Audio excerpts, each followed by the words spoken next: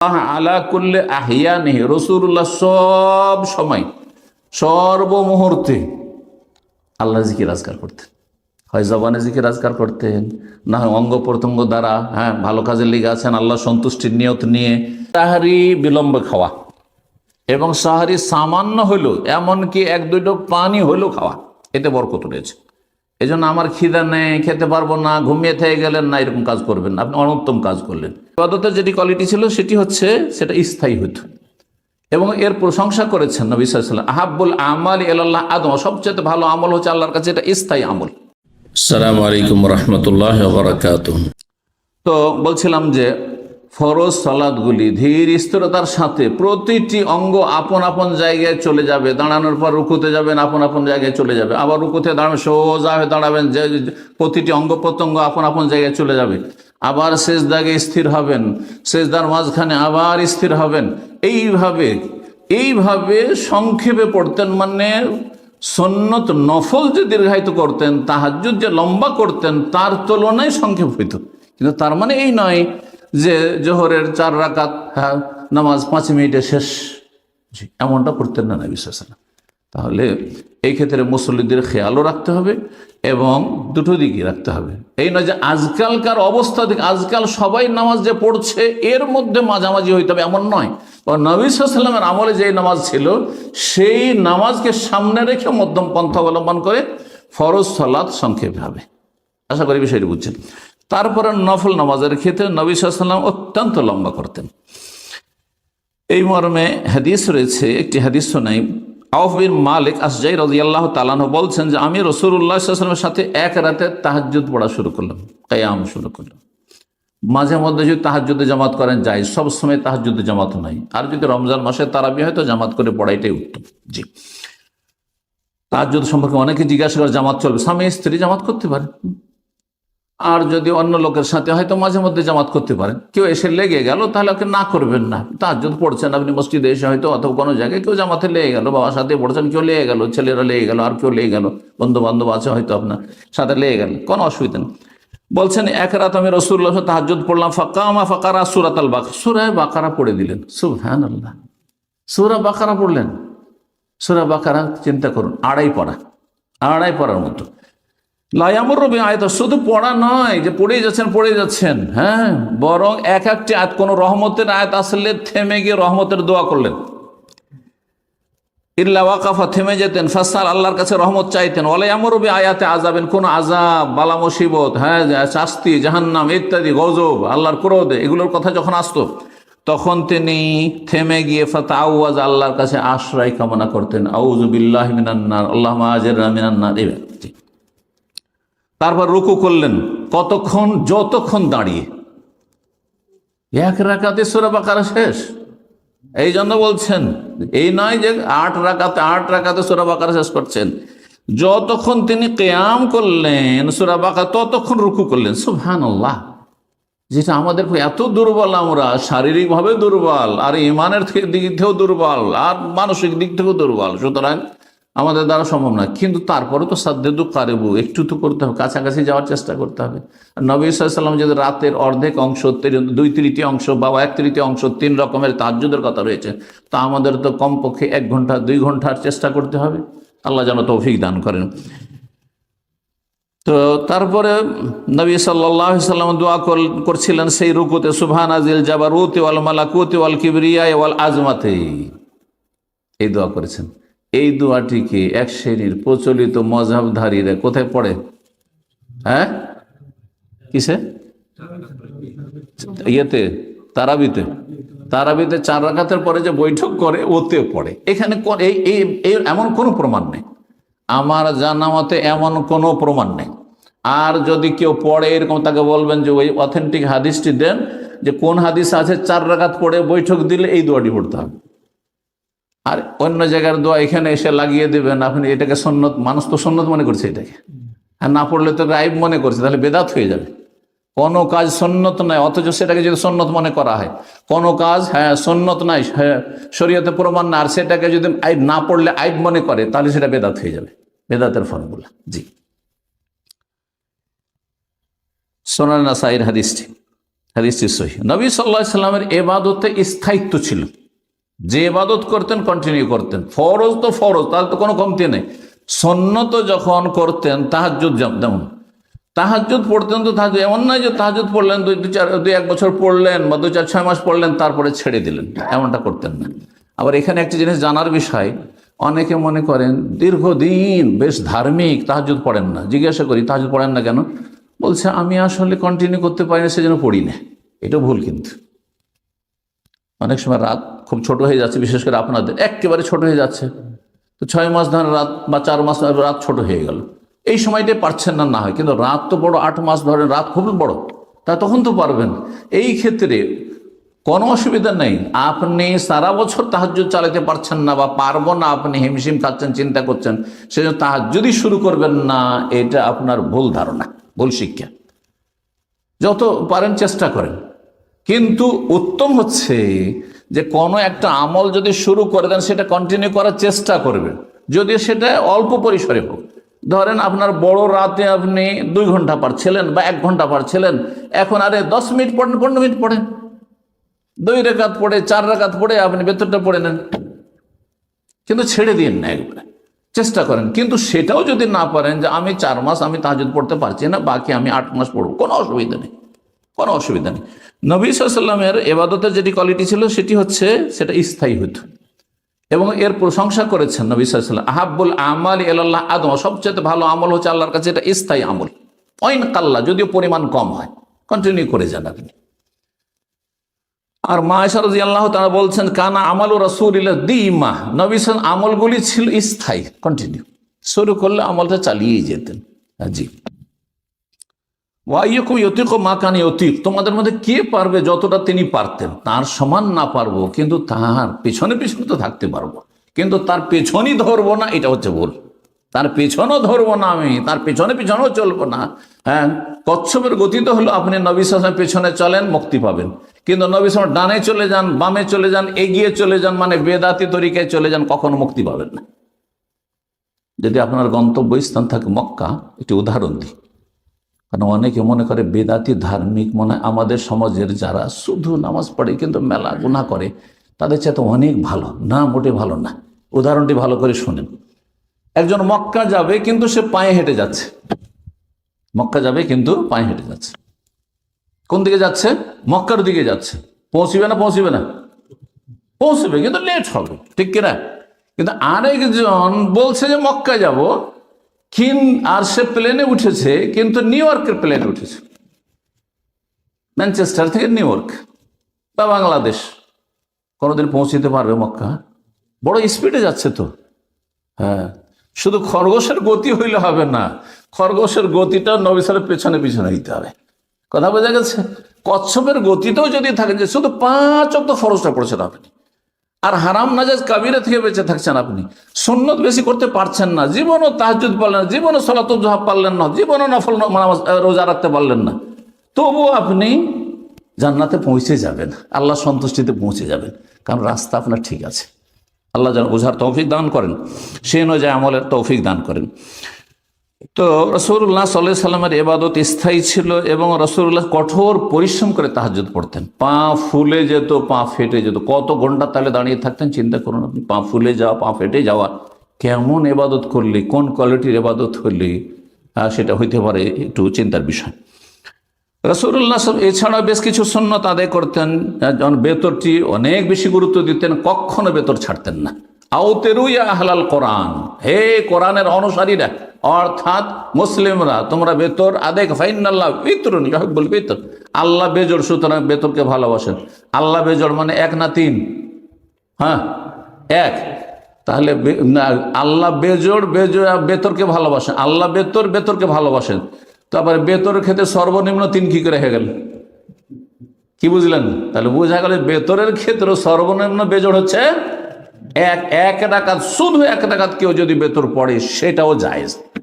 কারণ আমাদের পাশাপাশি যেসব ভাইরা বসবাস করে মজহাবের অন্ধ অনুসরণ করে, তারা মনে করে যে আবার 1 রাকাত নামাজ নাকি, ব্যঙ্গ করে। 1 রাকাতের নামাজ হয়, আগে 2 পড়তে হবে, তারপরে 1 পড়তে হবে, না হলে একসাথে 3 পড়ে, 3-এর নিচে কোনো বেতন নেই। একেবারে ভুল কথা, ভালো করে শুনে রাখেন। জি। তো বেতর কখনো ছাড়তেন না, ফজরের সুন্নাত কখনো ছাড়তেন না, সালাতুদ দুহাও পড়তেন নবী সাল্লাল্লাহু আলাইহি সাল্লাম। তো এই সব সুন্নতগুলি আদায় করবেন।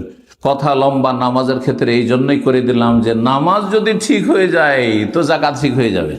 নামাজ ঠিক হয়ে গেলে আপনার সিয়াম রোজা ঠিক হয়ে যাবে।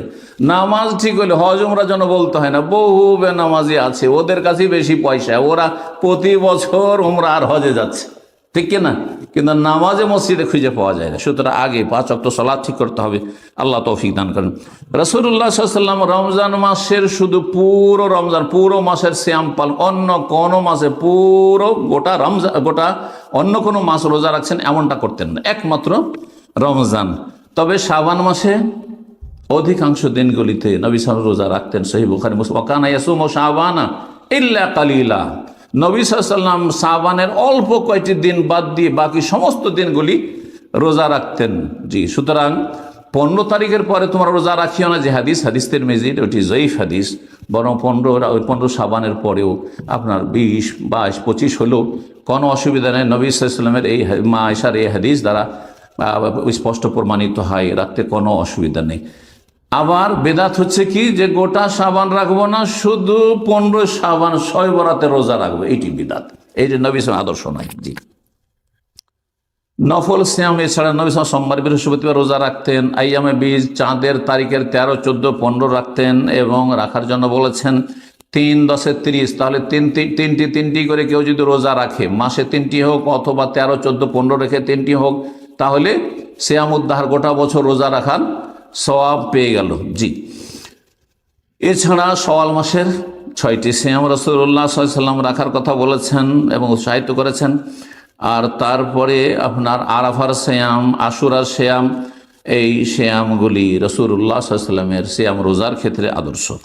রোজার ক্ষেত্রে সিয়ামের রাসূলের আদর্শ হচ্ছে সাহরি বিলম্ব খাওয়া এবং সাহরি সামান্য হইলেও, এমনকি 1-2 ঢোক পানি হইলেও খাওয়া, এতে বরকত রয়েছে।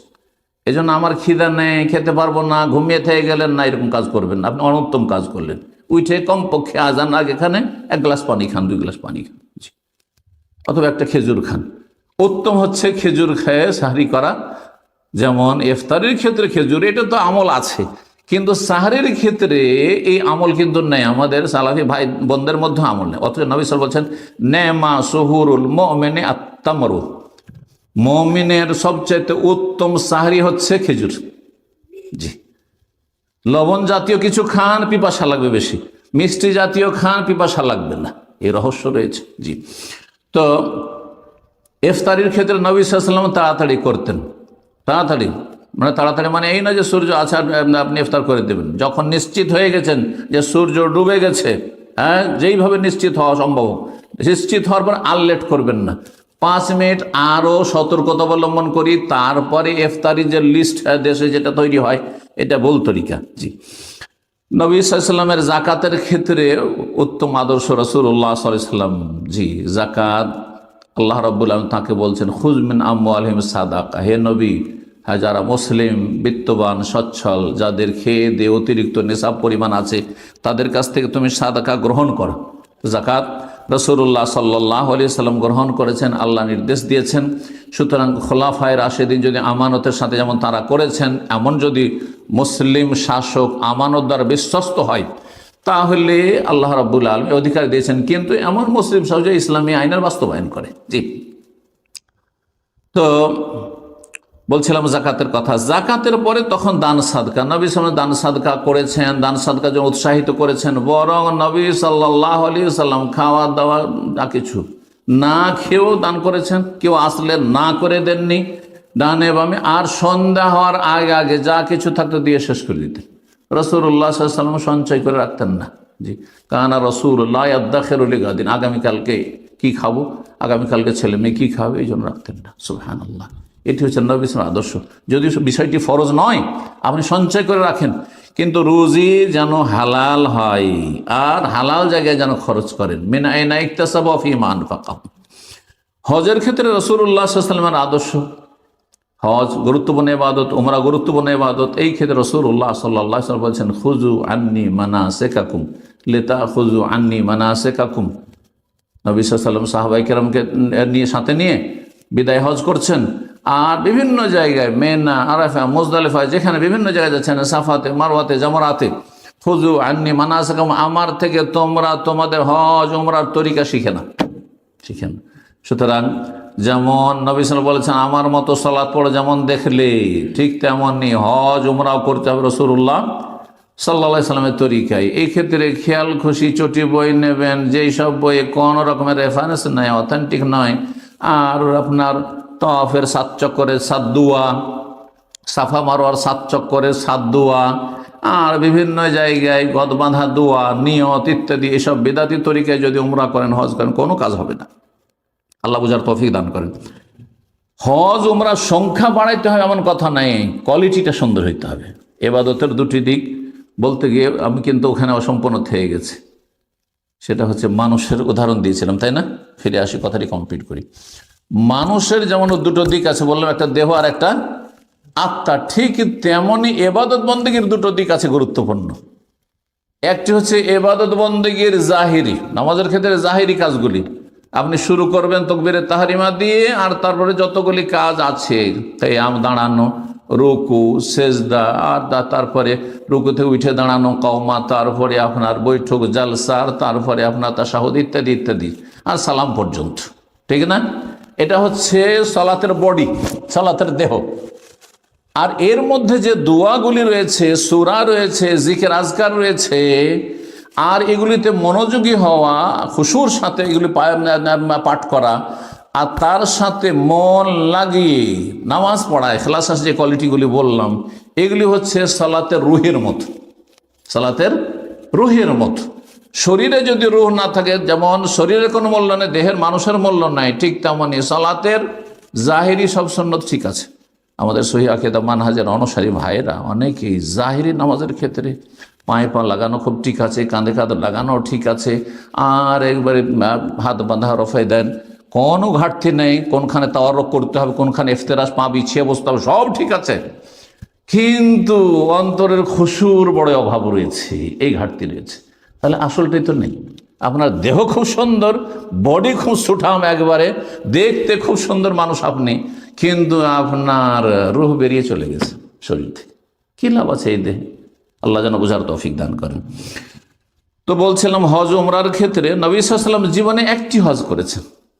জীবনে একটিও যদি হজ করেন, অনেকে গর্ব করেন আমি এত হজ করেছি, না, এটা গর্বের বিষয় নয়, আপনার কোয়ালিটি কেমন এটা দেখার বিষয় রয়েছে। সারা জীবনে নবী সাল্লাল্লাহু আলাইহি ওয়াসাল্লাম মাত্র 4টি উমরা করেছেন, 4টি উমরা করেছেন রাসূলুল্লাহ সাল্লাল্লাহু আলাইহি ওয়াসাল্লাম। উমরার ক্ষেত্রে আজকাল যে হিড়িক পড়ে শুধু রমজানের উমরা, একটি হাদিস রমজানের উমরার ক্ষেত্রে রয়েছে। পক্ষান্তরে নবী সাল্লাল্লাহু আলাইহি ওয়াসাল্লাম 4টি উমরার 4টি আপনার জিলকাদা মাসে, আর শেষটি যেটি এর সাথে আপনার হজ্জে কেরানের সাথে, সেটা জিলকাদায় বেরিয়েছেন এবং জিলহজে তিনি পৌঁছেছেন। ঠিক না? তাহলে বোঝা গেল, এই জন্য বিশেষজ্ঞ ওলামায়ে কেরাম যারা কোরআন সুন্নাহর যারা বিজ্ঞ ওলামা, তারা বলেছে জিলকাদার উমরা বেশি উত্তম, জিলকাদা মাসের উমরা বেশি উত্তম। কারণ রাসূলুল্লাহ সাল্লাল্লাহু আলাইহি ওয়াসাল্লামের বাস্তব উমরা হয়েছে সবগুলি জিলকাদ মাসে, মানে হারাম মাসে, হারাম মাসে, চারটি যে হারাম মাস রয়েছে এই হারাম মাসগুলিতে। তো আল্লাহ জানে বিষয়গুলো বোঝার তৌফিক দান করে এবং সেই অনুযায়ী আমলের তৌফিক দান করেন। জিকির আজকার এবং দোয়ার ক্ষেত্রে রাসূলুল্লাহ সাল্লাল্লাহু আলাইহি ওয়াসাল্লামের আদর্শ, নবী সাল্লাল্লাহু আলাইহি ওয়াসাল্লাম সবসময় আল্লাহর জিকির আজকার করতেন। কিভাবে? সবসময় তো জবানে উচ্চারণ করা যায় না। যখন শৌচ কার্যে থাকবেন, আপনি বাথরুমে আছেন, তখন কি করে সুবহানাল্লাহ বলবেন, আলহামদুলিল্লাহ বলবেন, লা ইলাহা ইল্লাল্লাহ বলবেন, তখন কলবের জিকির করতে পারবেন। অন্তর থেকে আল্লাহকে স্মরণ রাখবেন, আল্লাহকে অন্তর থেকে কখনো ভুলে যাবেন না আপনি। ওয়ালা তাকুনু কাল্লাযীনা নাসুল্লাহ, ওদের মতো হয়ে যারা আল্লাহকে ভুলে গেছে, কখনো ভুলবেন না। সব সময় যদি আল্লাহর কথা মনে থাকে, তাহলে গুনাহ হইতেই পারে না। আর যদি গুনাহ পাপ হয়েও যায়, তাহলে তার উপর আমি থাকতেই পারি না, সাথে সাথে তওবা করে ফিরে আসবো। এইরকম চরিত্রের মুসলমান হইতে হবে। আল্লাহ বুঝার তৌফিক দান করেন। বলছিলাম যে নবী সাল্লাল্লাহু আলাইহি ওয়াসাল্লাম সব সময় জিকির আজকার করতেন। মায়েশা রাদিয়াল্লাহু তাআলা সহিহ মুসলিমের হাদিস 558 নম্বর বলছেন, কানা রাসূলুল্লাহ ইয়াযকুরুল্লাহ আলা কুল্লি আহইয়ানিহি, রাসূলুল্লাহ সব সময় সর্ব মুহূর্তে আল্লাহর জিকির আজকার করতেন। হয় জবানে জিকির আজকার করতেন, না হয় অঙ্গ প্রত্যঙ্গ দ্বারা, ভালো কাজের লিগে আছেন আল্লাহ সন্তুষ্টির নিয়ত নিয়ে, আর না হইলে আপনার কলব থেকে অন্তর থেকে জিকির আজকার আল্লাহকে স্মরণ করছেন। জি, এইভাবে জিকির আজকার করতেন। তারপরে জবানের জিকির যখনই দেখতেন জবানটা ফিরে আছে, মানুষের সাথে কথা বললেও তো দিনের কথাই বলতেন, সেটাও তো জিকির।